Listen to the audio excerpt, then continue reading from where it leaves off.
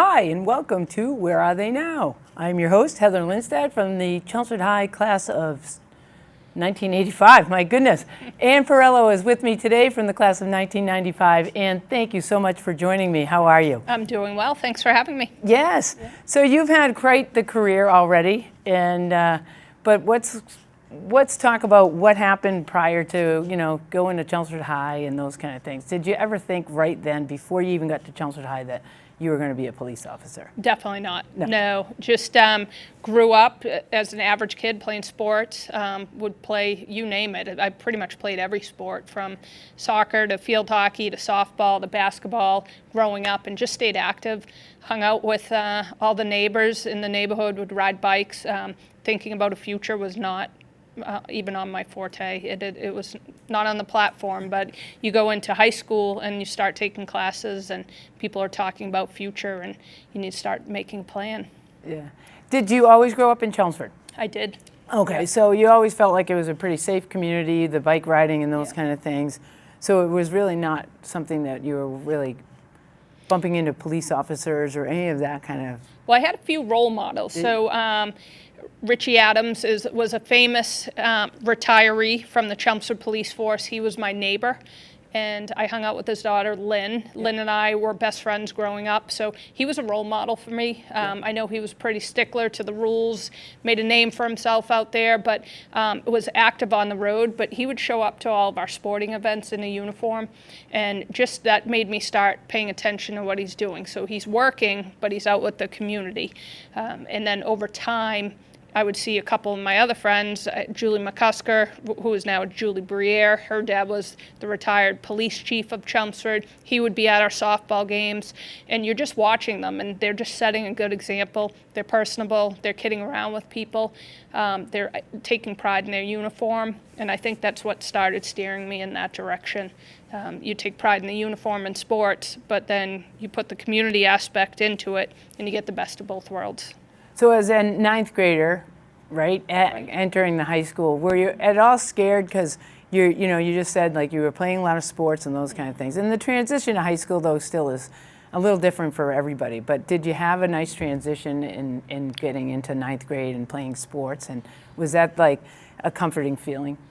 Sport-wise, I didn't find it difficult. Like, you just automatically have those group of friends because you have a commonality when you're trying out different sports. And field hockey was introduced to me my freshman year, actually. So when I was starting to play sports and with different groups, that just becomes the norm. They become almost your automatic family and your friends. I think the academic portion was the scarier of the portions as far as walking into a high school and you are around so many older kids and what are they going to think of you, and there's just so much peer pressure at that point in life that you have to look at, yet you have to stay focused on your academics while you're in class and walking around from one class to the other. So I'd say that the academic portion was more the intimidating factor moving into high school. So where were you with your siblings, though? Were you the I'm the youngest. So did they give you any pointers, though, of how to make it at Chelmsford? Yeah, I don't know that they gave me pointers. We're very different. So from a divorced parent, so I have a lot of stepbrother. I have 3 stepbrothers and a stepsister, and then I have an older biological sister, older biological brother. And everyone was just kind of doing their own things. And my personality's been pretty strong since I was a child, so just very outgoing. So I don't know that they necessarily gave me tips, but their support. I mean, we're a very close family. It doesn't matter if you like my brothers, I call them my brothers. They're not necessarily my stepbrothers. Yep. If someone digs into that, then they'll say, yeah, it's my stepbrother, but that's not what it is. It's like you're loved by more people. So there was so much support everywhere that I don't remember a specific moment that was a little difficult. Were there any competitions on what house that you were in, though? I mean, who you had for a dean and those kind of things? I definitely took over with the deans, and they knew me fairly quickly because of my personality. My locker was directly outside of. It was Emerson and what's the other? It was there were 3 at the time. Hawthorne, maybe. Hawthorne, Emerson, Dickerson. and Dickerson. Maybe. I don't know, I'm older than Yeah, you. I so ended don't up know. having It was 4. Mr. Conrad was right Okay. outside of my office. Mr. Battle was outside of there as well for Yeah. a bit. And their personalities, they're so fun. Like, they were just personable, talking to you, and literally my locker for all 4 years was directly across there. So when it comes to that, then you have Mr. Doherty, who knew my sister, and my sister swam. So Mr. Thomas knew my sister too, so there was a connection there as far as just saying, oh, that's Leslie's younger sister, who's obviously my older sister that Right. swam. So Yeah. then all of a sudden you have to make your own name because she already has her name. Yeah. So, And you said you didn't start field hockey until? until freshman year. So you didn't play in middle school? No, there were absolutely no feeder programs at that Okay. point in life. Okay. It has definitely developed a lot more since And then. so how did you get recruited to field hockey? You know, Because it was definitely soccer. They needed a goalie. Yeah. Okay. And I wasn't afraid to put any goalie pads on.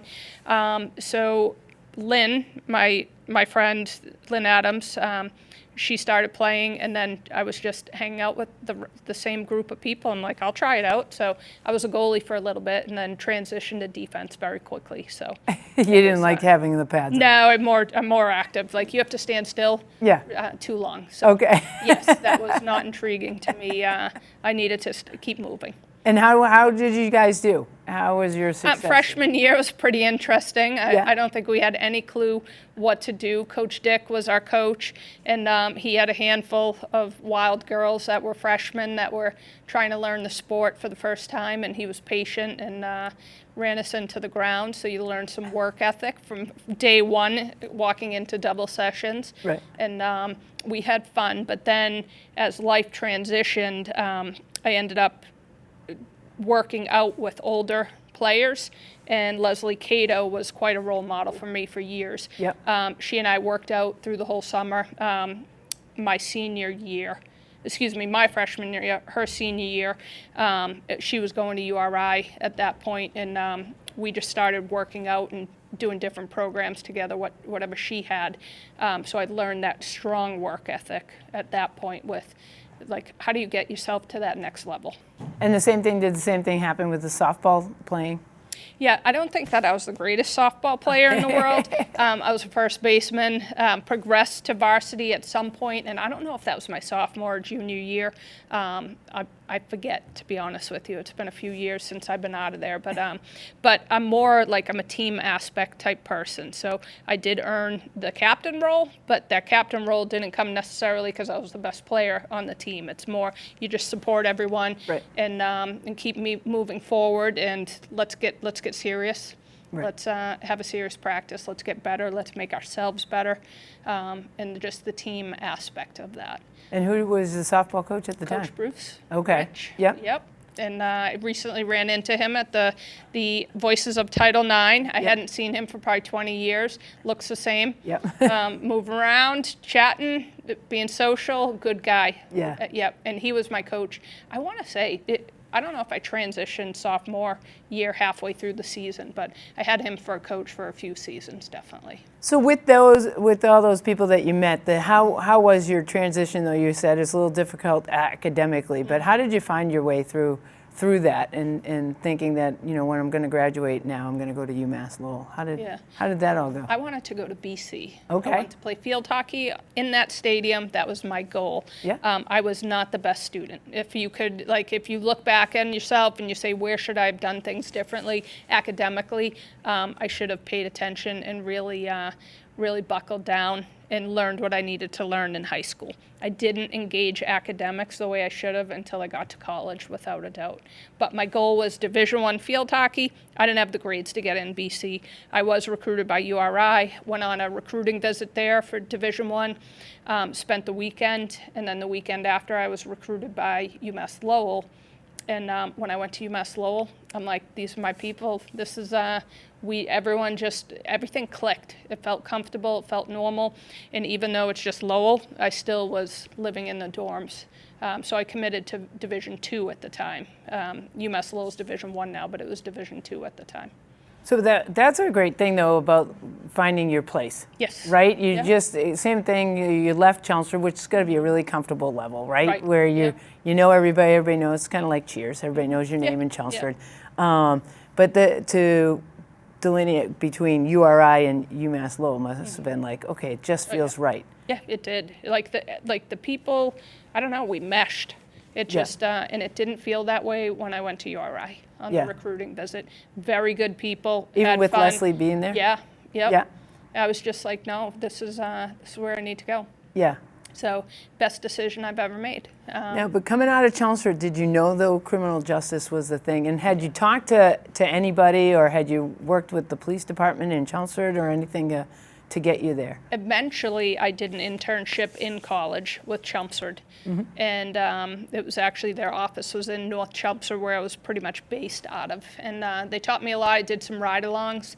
I was definitely focused by, I would say, my sophomore year, that I'm going to be a cop, no matter what. At some point, I wanted to be a head field hockey coach first, and then eventually I wanted to go into policing. So my dream job, my career job, and I was very set that this is the path I'm going to go. So moving forward, do you know definitely you're going to be a cop? You have to start making some smarter decisions, and you have to keep your aspirations, like keep yourself open to options and keep doing the right thing. So you never know, like something could have happened that just brought me in a different direction, but I think it's that uniform. I'm not sitting behind a desk. I am now, but I do not, if I want to get up and go for a ride and do anything, obviously you can do that. So but go back to the field hockey and you wanted to coach. Was that because you wanted to give back, or was it to test some kind of challenge to teach? Yeah. Because that's really what coaching is teaching. Yeah, it definitely is. And actually growing up, when I was real young, I thought I would go into teaching, but that's like real young. I coached all during college, coached camps in the summer. I enjoyed it very much.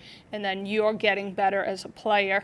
You're learning to articulate things differently, view things differently, because when you're coaching, you might think something when you're playing, you should always be doing it this way, but it doesn't work that way for everyone. So then it opens your mind to even become a better player.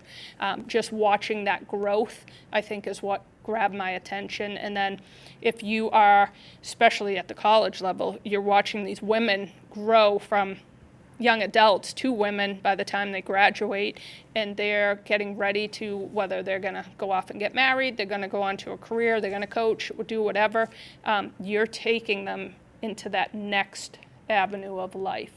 And it's not you taking them personally, it's you making sure you're setting them up for success and you're giving them life skills, because you don't bring them into the future, they bring themselves into the future.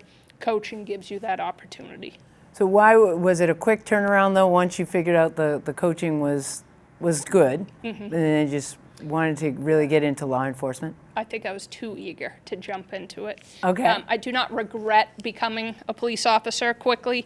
I just regret a little bit not establishing a program as the head coach as long as I feel as if I should have. However, it was handed off to my college roommate, one of my college teammates, and she's still there to this day, and she is fabulous. She has brought it from D2 to D1, Shannon LeBlanc, and she's doing awesome. So things really do proud. happen for a They reason. do. Yes, 100%. Yep, she is in the right spot, and I think I'm in the right spot. So then talk us through the journey, though, the taking the tests and the academy for the police academy, and getting your feet wet that way. Yeah, so originally I tested for Pelham.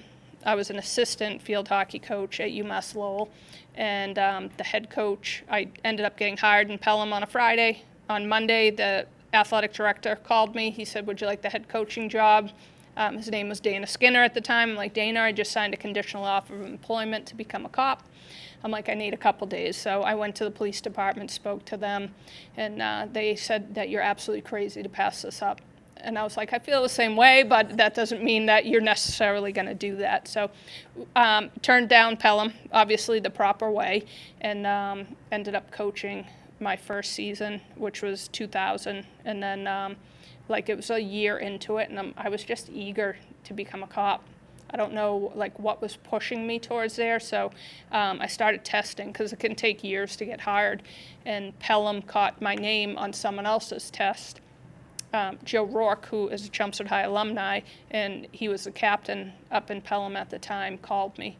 And he was like, "You're testing again." He's like, "How come you didn't come back to us?" So I just told him, I said, "I figured you wouldn't take me back." Like, I took the job and then I ended up backing out. So one thing led to another. They hired me, did my whole background. I still coached my last season though. And then, so I coached 2 seasons and then departed. Yeah. Yeah. Did you feel any pressure though? I mean, you had been really established in women's sports, which isn't easy, still in the 90s, right? Still really not the Caitlin Clark of sports yet, Yes. right? In a She's sport, awesome. in a sport of field hockey that's not that well known, Yep. you know what I mean? You don't see it on TV. But did you feel any pressure though then becoming a police officer, or were you really just confident in your passion that was going to drive you to have this success? Yeah, I think when you're in the world of athletics, I think you gain different skills than someone else that may be going down a different path of development in life.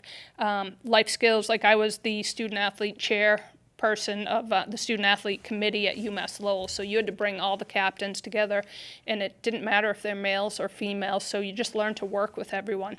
I ended up bringing residential life, their leadership together with the captains, and we did a leaders on leaders luncheon, so you're learning to deal with people at that point with different interests, but more on a leadership role.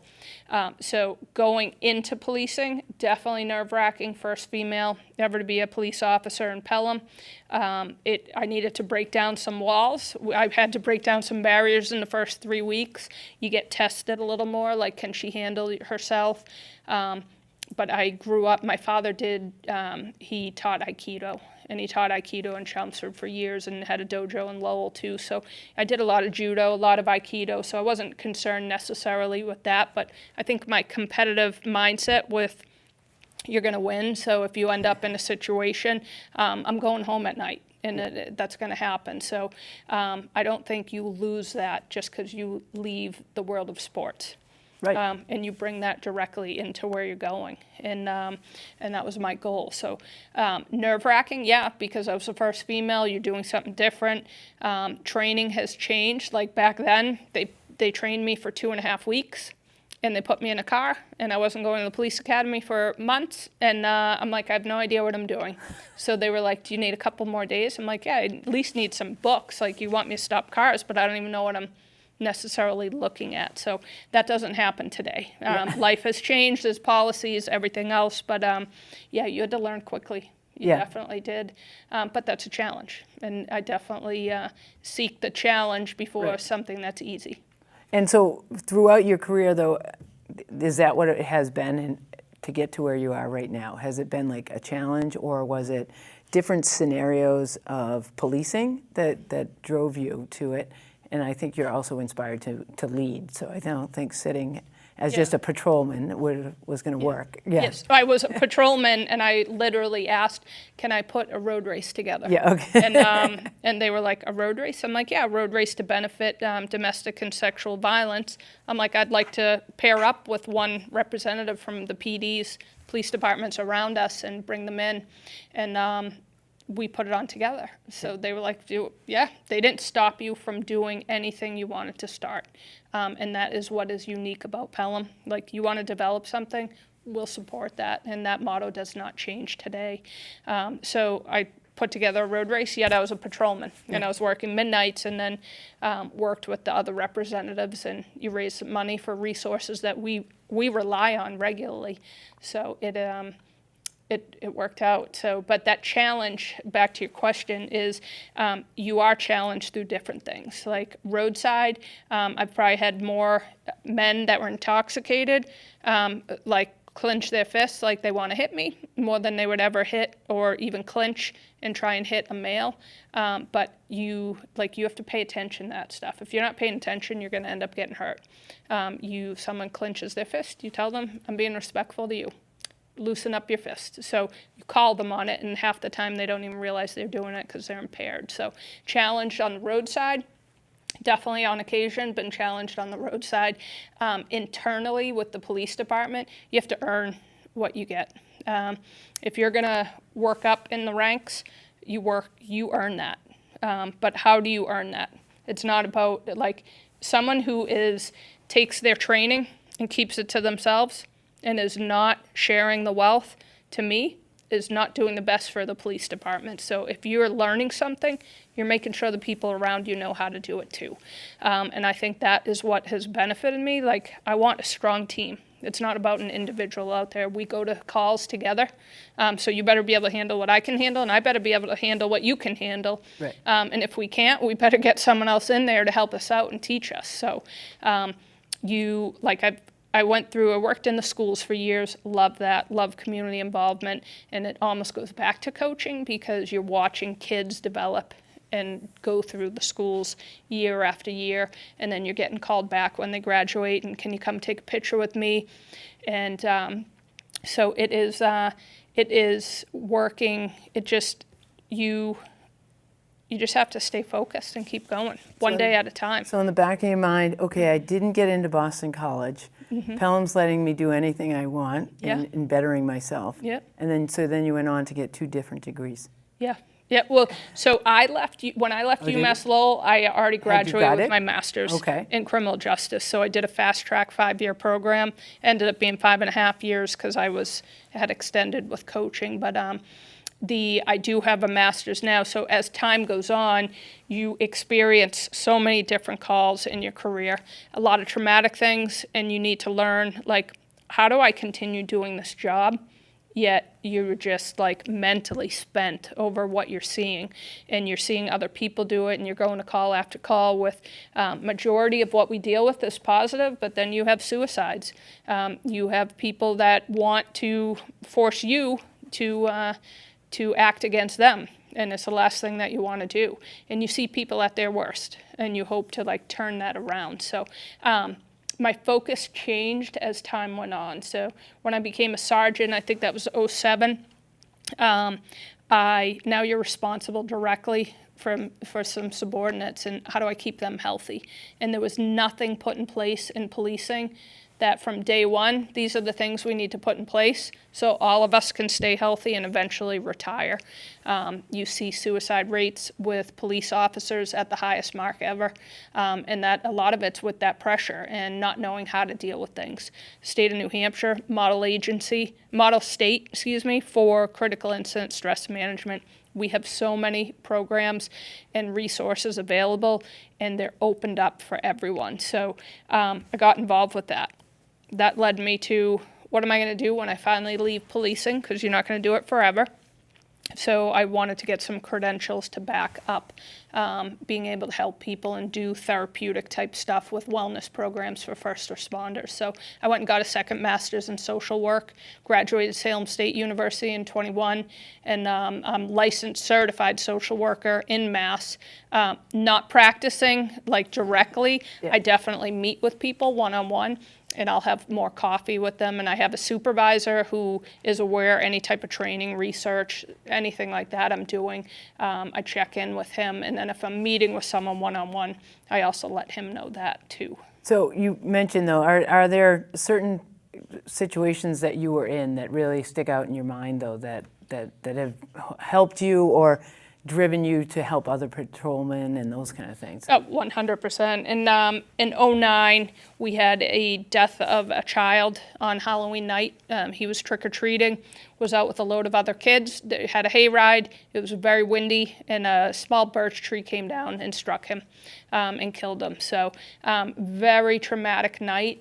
So there were a lot of us on, obviously. I ended up leading the ambulance down to the hospital and was with the family for hours.